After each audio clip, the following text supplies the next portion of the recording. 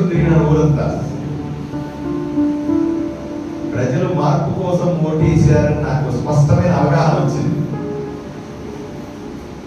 ఈ రోజు 20 రోజులు ఎలక్షన్లు అయిన తర్వాత, గెలిచిన తర్వాత 20 రోజులుగా నేను నా ప్రాక్టీస్ లో ఎలా కష్టపడ్డా, రోజు 15 గంటలు కష్టపడి ప్రజల్లో తిరుగుతా ఉన్నా. మార్పు కోసం, మార్పు కావాలని తిరుగుతా ఉన్నా.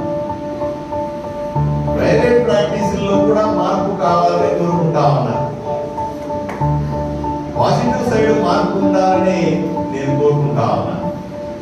ప్రజలకు బెటర్ సర్వీస్ ఇవ్వడంలో మార్పు ఉండాలని కోరుకుంటా.